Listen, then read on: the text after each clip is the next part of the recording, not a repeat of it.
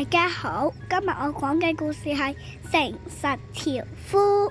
喺循道幼稚園隔離嘅森林入面，有一個樵夫叫做希希，佢每日都會好努力斬樹㗎。睇下今日發生咩事？斬，今日都要努力斬木頭。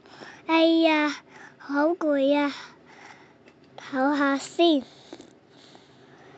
啊，我把斧頭啊！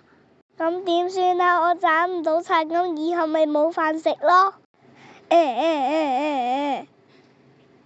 樵夫希希，點解你喊得咁傷心？哇，你係邊個？點解你喺啲水度浮上嚟嘅？我係呢條河嘅天使啊！聽到你好傷心，想過嚟幫下你啊！你發生咩事啊？天使大人，我跌咗把斧頭落去啊！你可唔可以幫我搵返？求你啦！好，等陣。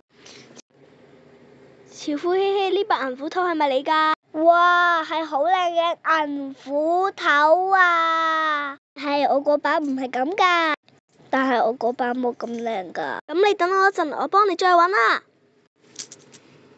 呢把金斧頭係咪你㗎？哇，係金光閃閃嘅金斧頭啊！真係好叻啦！但係都唔係我㗎喎，我嗰把係好普通嘅斧頭嚟㗎。哦，咁你等多我一陣啦。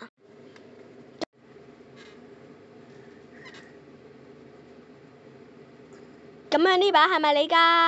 係啊，就係呢把好普通嘅斧頭啦！太好啦，搵返啦！斧頭都好多謝你啊，佢要錫你。你真係好誠實啊！你等一等，金斧頭同銀斧頭都送埋俾你啦。如果你頭先貪心講大話嘅話，咁我就唔會幫你搵斧頭噶啦。多謝你啊！我而家有3把斧頭啦。